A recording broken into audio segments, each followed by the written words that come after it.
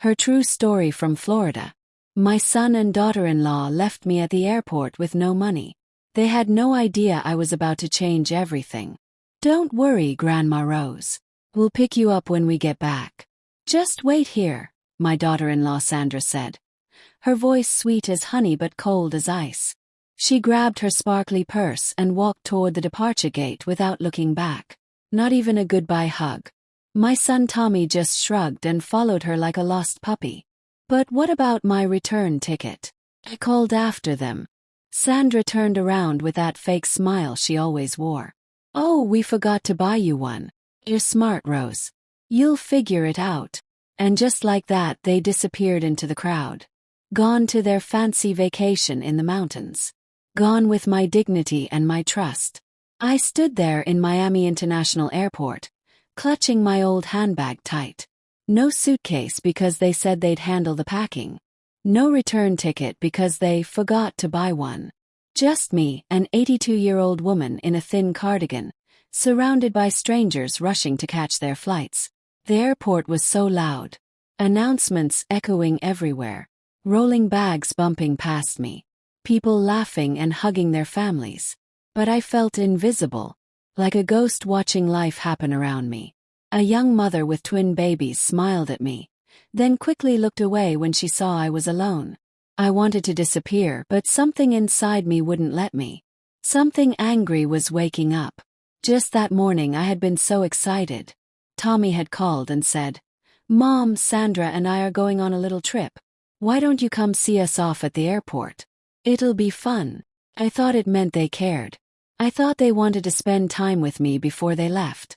I even brought cookies I had baked the night before. Chocolate chip, Tommy's favorite since he was little. The same cookies I made for every birthday, every scraped knee, every bad day.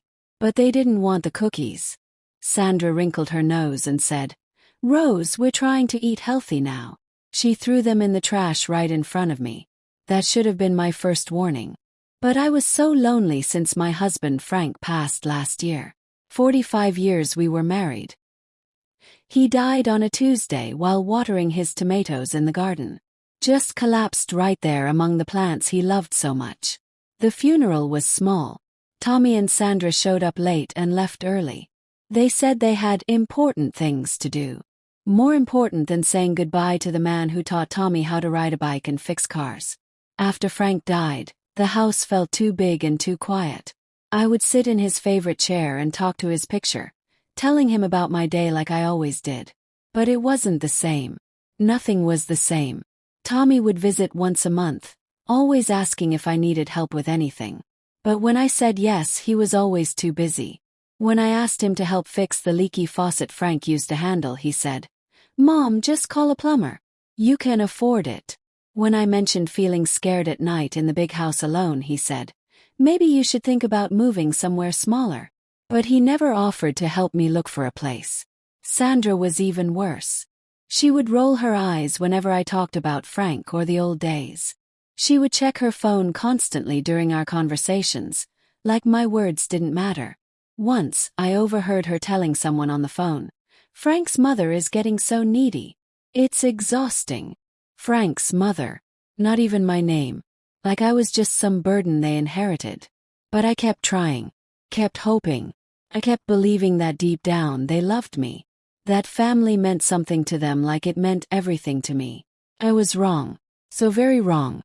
Standing in that airport, watching them walk away without a care in the world, I finally saw the truth. They hadn't brought me there to say goodbye. They had brought me there to get rid of me. To abandon me like an old piece of furniture they didn't want anymore. But what they didn't know, what they couldn't have imagined, was that this 82-year-old woman had more fight left in her than they thought. I reached into my purse and pulled out my phone. Not to call them and beg them to come back. Not to call my neighbors and admit how foolish I had been. Called my lawyer. "Mr. Peterson," I said when he answered. "It's Rose Williams. I need to see you today. It's about my will." He knew something was wrong by the tone of my voice. "Of course, Mrs. Williams. Can you be here in an hour?" I looked around the busy airport at all the people going places, living their lives, being part of families that actually cared about them. Yes, I said. I'll be there. I had money in my purse. Not much, but enough for a taxi. Frank had always told me to keep cash for emergencies. You never know when you might need it, Rose, he used to say. Well, Frank, I thought this definitely counts as an emergency. The taxi ride to Mr. Peterson's office gave me time to think. Time to remember all the ways Tommy and Sandra had shown me I didn't matter to them. The Christmas when they opened their presents first and left mine for last, like an afterthought. The birthday when they forgot to call until 3 days later. The time I fell and hurt my hip, and when I called Tommy for help, Sandra answered and said, "Rose, we're at a dinner party. Can this wait until tomorrow?" It couldn't wait. I spent the night on the floor until my neighbor found me the next morning. But I never told Tommy about that. I didn't want to be a bother. Mr. Peterson had been Frank's lawyer for 30 years. A kind man with gentle eyes who always remembered to ask about my garden and my health. When I walked into his office that day, he took one look at my face and knew something serious had happened. "Rose," he said softly, "what can I do for you?" I sat down carefully, my hands shaking a little from anger and hurt. "I want to change my will," I said clearly. "I want to remove Tommy and Sandra from everything." His eyebrows went up. "That's a big decision, Rose. Are you sure?" I looked him straight in the eye. I have never been more sure of anything in my life. For the next 2 hours, we went through every line of my will. Every asset, every account, every precious thing Frank and I had worked so hard to build together. The house where we raised Tommy. The savings account we filled penny by penny over 45 years. The life insurance money that was supposed to help Tommy buy his own house someday. The jewelry Frank had given me, piece by piece, on anniversaries and birthdays. The antique furniture that had been in my family for generations. All of it was supposed to go to Tommy. But not anymore. "Where would you like these assets to go instead?" Mr. Peterson asked gently. I had thought about this during the taxi ride. "I want it all to go to the Sunset Senior Center," I said. "They take care of elderly people who have nowhere else to go. People whose families have abandoned them." Mr. Peterson nodded and started typing. The Sunset Senior Center was where I had volunteered for years after Frank retired. I had seen so many lonely old people there. People whose children never visited. People who had been forgotten by the world. At least my money would help them. At least it would go to people who understood what it felt like to be thrown away. "And Rose," Mr. Peterson said, "what about a letter? Do you want to include a message?" "Yes," I said without hesitation. "I want them to know exactly why." I dictated while he typed. "To my son Tommy and his wife Sandra. You left me at an airport like a piece of garbage. You forgot to buy me a return ticket and told me to figure it out myself. You threw away the cookies I made with love. You have shown me for years that I am nothing but a burden to you. So I am removing that burden forever. You will get nothing from me because you gave nothing to me when I needed you most. This money will go to people who understand the value of kindness and respect. Maybe you will learn what it feels like to be forgotten." I signed the papers with a steady hand. Walking out of that lawyer's office, I felt different. Lighter somehow, like I had been carrying a heavy bag and finally set it down. The afternoon sun felt warmer on my face. The birds sounded happier. Even the traffic didn't seem so loud. I wasn't a victim anymore.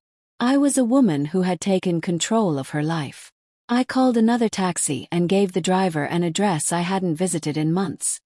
Sunset Senior Center. "Are you visiting someone?" the driver asked kindly. "No," I smiled. "I'm going home."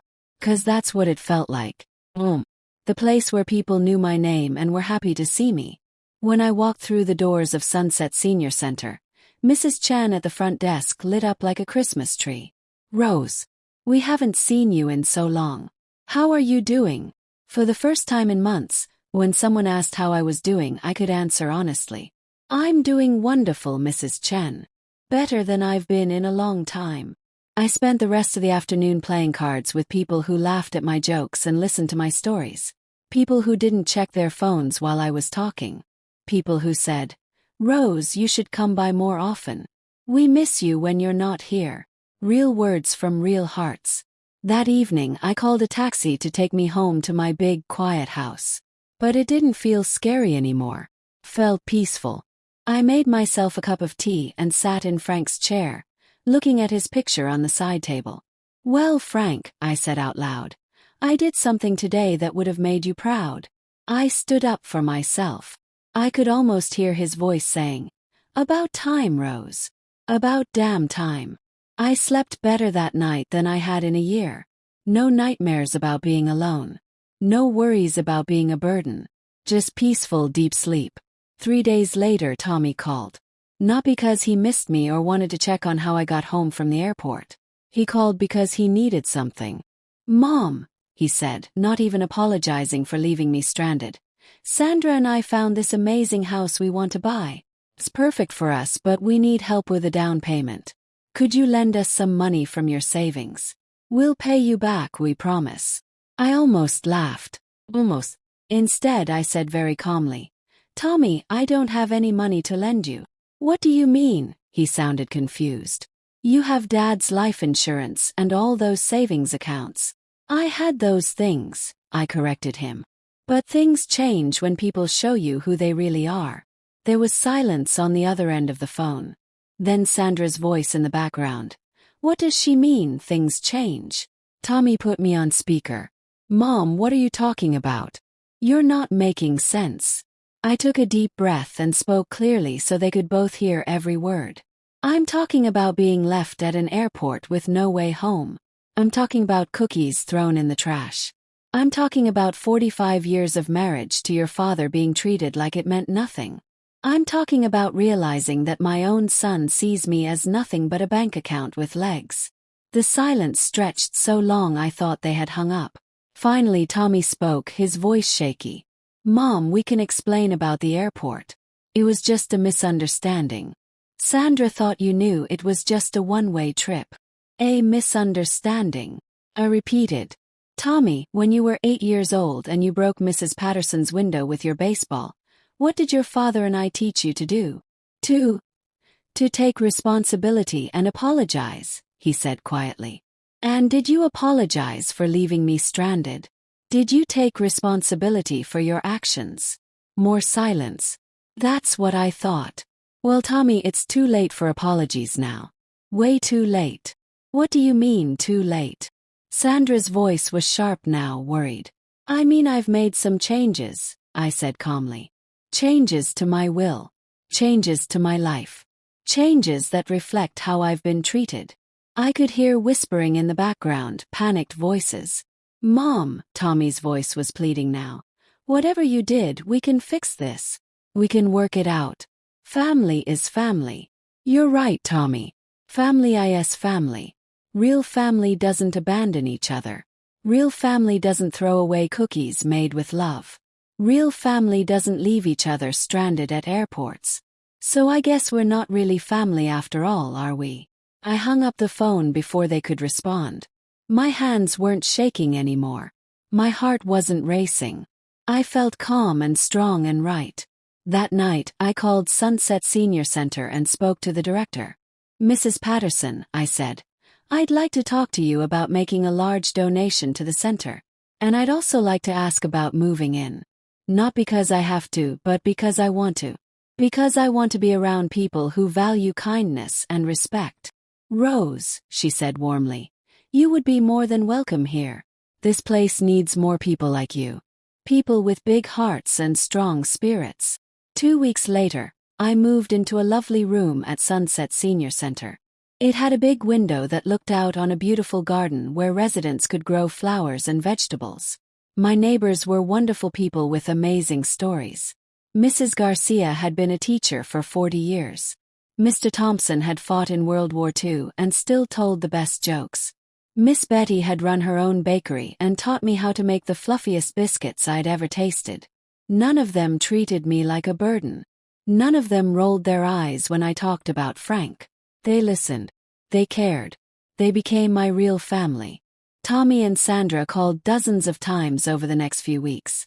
I let every call go to voicemail. The messages started angry. Mom, you can't be serious about this. We're your family. Then they became desperate. Please, Mom, just talk to us. We can work this out. Then they became threatening. If you don't change, that will back. You'll never see your grandchildren again. That last message made me laugh. What grandchildren? Tommy and Sandra had never had kids. They said children would interfere with their lifestyle. But even if they had children, would they really keep them away from their grandmother? Yes, I realized. They absolutely would. Because that's who they were. 6 months passed. 6 beautiful, peaceful months of waking up every morning knowing I was wanted and valued.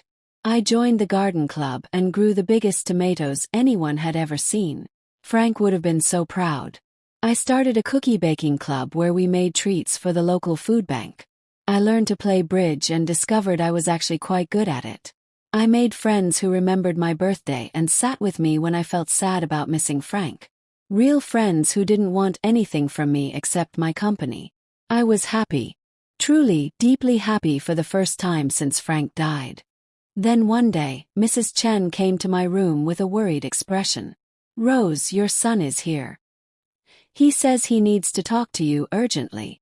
I looked out my window and saw Tommy standing by his car, looking older and more tired than I remembered. Sandra wasn't with him. Tell him I'm not available, I said calmly. But Rose, Mrs. Chen said gently. He says it's important. He's been waiting for 3 hours. I sighed. All right. But tell him he has 10 minutes. And tell him to meet me in the garden. I don't want him in my room. Because this room was mine now. My safe space. My home. And he had lost the right to enter my safe spaces. I walked out to the garden slowly, my cane tapping on the stone path.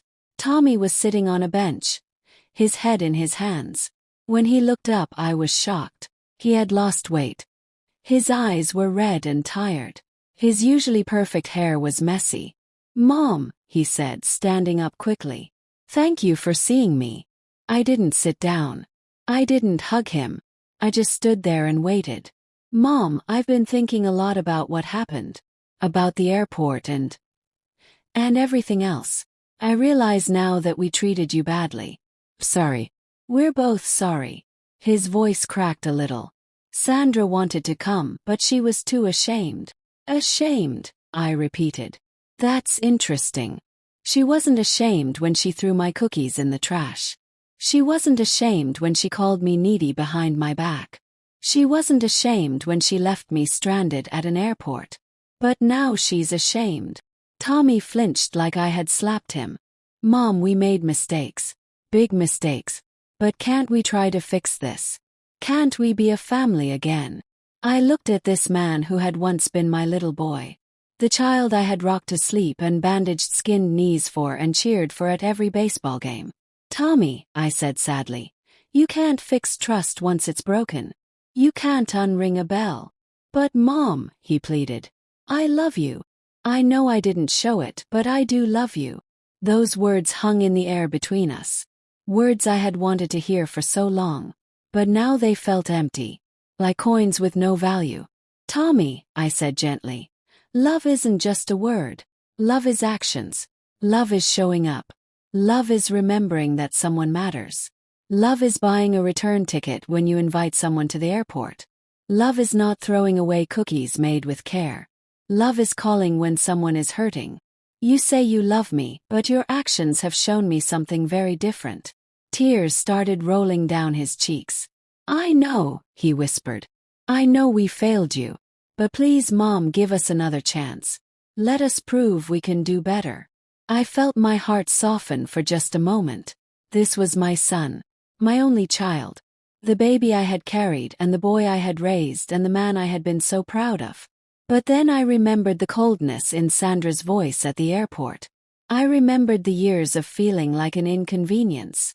I remembered all the times I had needed them and they hadn't been there. Tommy, I said firmly, some chances can't be given twice. Some bridges can't be rebuilt. Some trust can't be earned back. He broke down then, really crying, his shoulders shaking. Mom, please. I can't lose you too.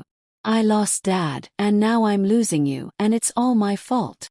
For a moment, I wanted to comfort him like I had when he was little.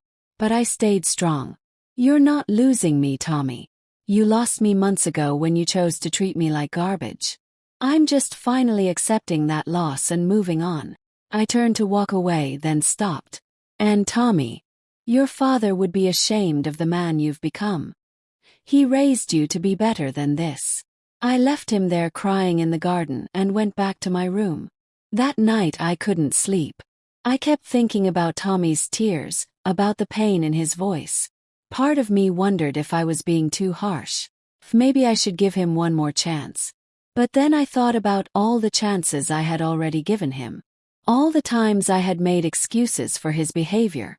All the years I had hoped he would change and show me the love and respect I deserved. I thought about the woman I had become since moving to Sunset Senior Center.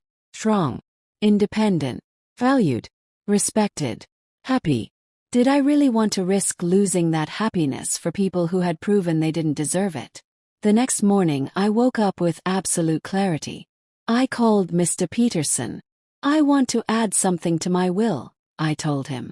I want to include a letter specifically for Tommy. Something he'll read after I'm gone. Of course, Rose. What would you like it to say? I thought carefully before speaking. Dear Tommy, if you're reading this, it means I'm gone and you're probably hoping for an inheritance. I want you to know that every penny of my money is going to people who showed me kindness when you showed me cruelty. People who valued me when you dismissed me. People who treated me like family when you treated me like a burden. I also want you to know, I continued, that I forgive you. Not because you deserve forgiveness, but because carrying anger would have poisoned the beautiful life I built after you abandoned me. I forgive you, but I don't trust you. I forgive you, but I don't want you in my life. I forgive you, but my money will go to people who understand what real love looks like. Maybe someday you'll learn that love is more than just words. Maybe someday you'll treat someone better than you treated me. Hope so for your sake. But it's too late for us. Goodbye, Tommy. I hope you find happiness, but you won't find it in my will. Mr. Peterson was quiet for a long moment. That's very powerful, Rose. It's the truth, I said simply. And sometimes the truth is the most powerful thing we have. After I hung up, I felt a weight lift off my shoulders. The last piece of business was settled. The last door was closed. Now I could focus completely on the beautiful life I had built.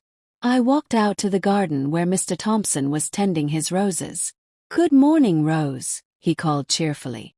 Beautiful day, isn't it? Yes, I said, meaning it completely. It's a beautiful day to be alive. And it was. Every day since I had taken control of my life had been beautiful. That afternoon I got a call from a lawyer I didn't recognize. Mrs. Williams. This is Attorney Johnson. I represent your son, Tommy Monroe. My heart sank. What does he want now? He's asked me to contact you about potentially contesting your will. He believes he has grounds to claim you weren't in your right mind when you made changes. I laughed out loud. Mr. Johnson, I have never been more clear-minded in my life. Your client abandoned me at an airport and treated me like garbage for years. If he wants to contest my will, he's welcome to try. But I documented everything. I have witnesses.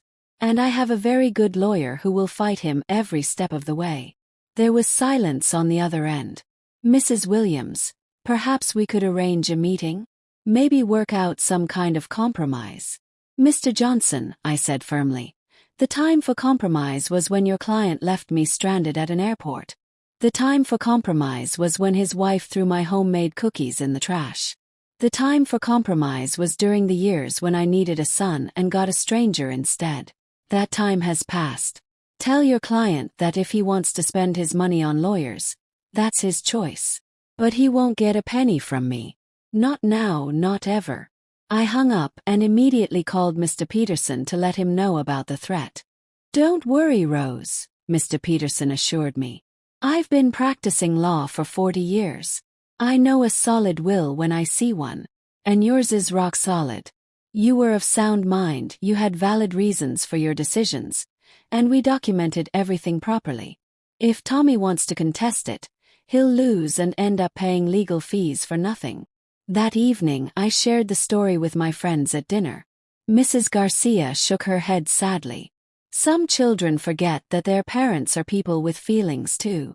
Miss Betty patted my hand. You did the right thing, honey. Nobody should be treated the way they treated you. Mr. Thompson raised his glass of apple juice. Here's to Rose, the strongest woman I know. 6 more months passed peacefully. I heard through mutual acquaintances that Tommy and Sandra had separated. Apparently, the stress of losing their expected inheritance had caused problems in their marriage. Sandra blamed Tommy for ruining their relationship with me. Tommy blamed Sandra for being cruel at the airport. Neither of them took responsibility for their own actions. I felt sad for Tommy, but not responsible for his problems. He had made his choices. Now he had to live with the consequences. Meanwhile, my life at Sunset Senior Center grew richer every day. I had purpose, friendship, respect, and joy. Everything they had taken from me, I had found again. One morning, Mrs. Chen brought me a letter. No return address, but I recognized Tommy's handwriting. Inside was a single sheet of paper. Mom, I know you probably won't read this, but I had to try one more time. Sandra and I are getting divorced. She said it's because I'm weak and pathetic and can't even manage my own mother. Maybe she's right. Maybe I am weak. But I want you to know that losing you has been the worst thing that ever happened to me. Worse than losing Dad. Because when Dad died, it wasn't my fault. But losing you, that's all on me. I don't expect forgiveness. I don't expect money. I just wanted you to know that you were right about everything. I love you, Mom. Tommy. I read the letter 3 times, then folded it carefully and put it in my desk drawer. It was the first time Tommy had ever taken full responsibility for his actions. The first time he had admitted being wrong without making excuses. It was too little, too late, but it was something. Maybe he was finally growing up. Maybe he was finally learning what real love looked like. Hope so for his sake. But my life was here now, with people who had earned my trust and affection. People who showed me every day that I mattered. I didn't write back to Tommy. Some chapters of life are meant to stay closed. 2 years later, I celebrated my 84th birthday surrounded by 30 friends from Sunset Senior Center. They threw me a surprise party with homemade decorations and a 3-layer chocolate cake. Mrs. Garcia had learned to make Frank's favorite recipe just for me. Everyone sang happy birthday, and I made a wish before blowing out the candles. I wished for many more years of this happiness, this peace, this sense of belonging. When I opened my eyes, I saw all these wonderful faces smiling at me with genuine love and joy. This was my real family. These were my real children. Not bound by blood, but bound by choice and kindness and mutual respect. That night, as I got ready for bed, I looked at myself in the mirror. The woman staring back at me was different from the broken, abandoned woman who had stood in that airport 3 years ago. This woman had silver hair that shone. Eyes that sparkled with life. A smile that came easily. Shoulders that stood straight and proud. This woman knew her worth. This woman had chosen herself and built a beautiful life from the ashes of betrayal. You did good, Rose, I told my reflection. Frank would be proud. And I knew he would be. Because I had finally learned what he had always tried to teach me. That I deserved to be treated with love and respect. I never heard from Tommy again after that letter. I heard through the grapevine that he had moved to another state, started over, maybe found some happiness. I hoped he had. I hoped he had learned to treat people better. I hoped he had become the man his father and I had tried to raise him to be. But his journey was his own now. Mine was here, surrounded by people who chose to love me every single day. People who never made me feel like a burden or an inconvenience. People who valued my stories and my wisdom and my homemade cookies. People who understood that being old doesn't mean being worthless. The Sunset Senior Center thrived with the donation I had promised in my will. Even while I was still alive, I helped fund new programs and improvements.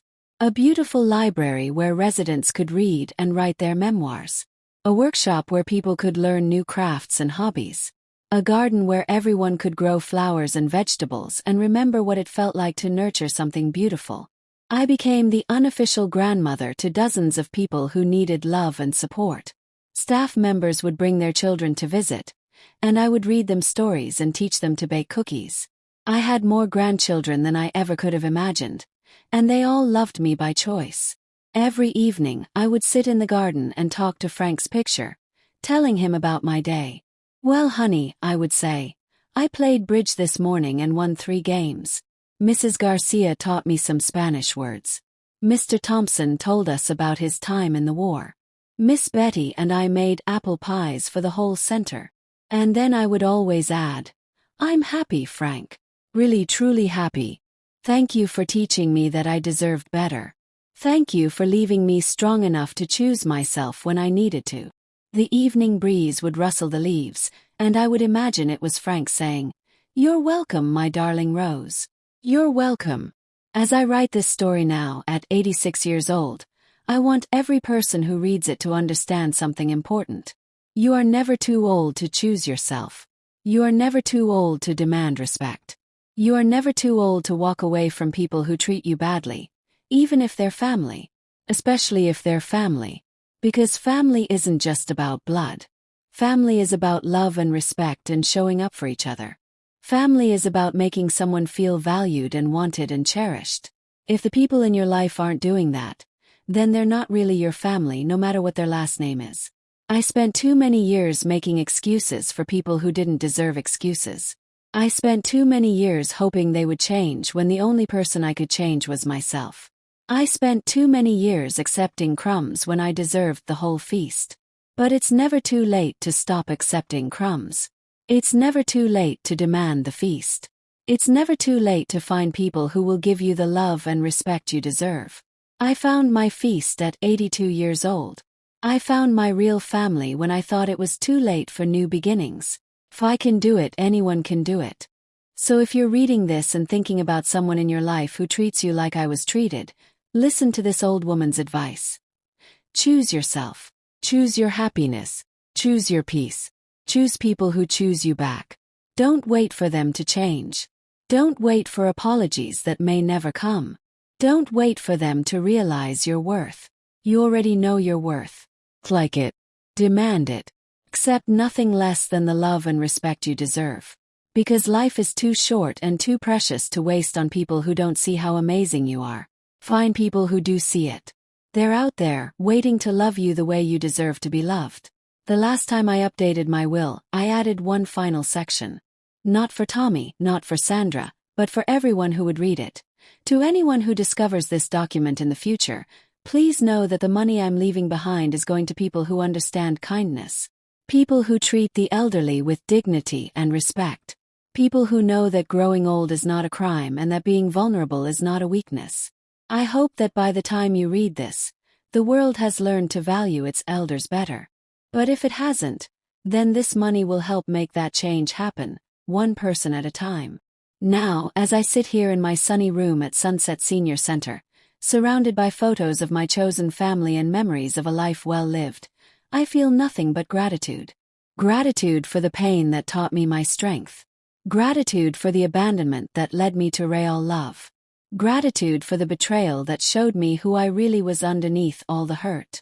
I am Rose Williams, and I am enough. I always was enough. I just forgot for a while. But now I remember, and I will never forget again. My story didn't end when my son left me at that airport. That's when my real story began. Every morning when I wake up, I thank the universe for giving me the courage to choose myself. I thank Frank for teaching me what real love looks like. I thank my friends here for showing me what real family means. And yes, I even thank Tommy and Sandra for abandoning me, because without that abandonment, I never would have found this beautiful life. Sometimes the worst thing that happens to you becomes the best thing that ever happened to you. You just have to be brave enough to see it that way. You have to be strong enough to turn your pain into power. Last week, a new resident moved into Sunset Senior Center. An elderly man named George whose children had stopped visiting him after his wife died. He sat alone in the dining room, looking lost and broken. I walked over and sat beside him. Hi there, I said gently. I'm Rose. And I want you to know something important. You're not alone anymore. We're your family now. His eyes filled with tears and he whispered, "Thank you. That's what real family does. We find each other. We choose each other. We heal each other. Blood doesn't make family. Love makes family. Choice makes family. Showing up makes family."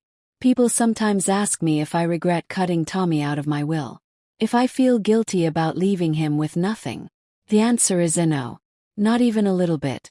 I gave him everything for the first 47 years of his life. My love, my time, my money, my sacrifice, my forgiveness, my hope.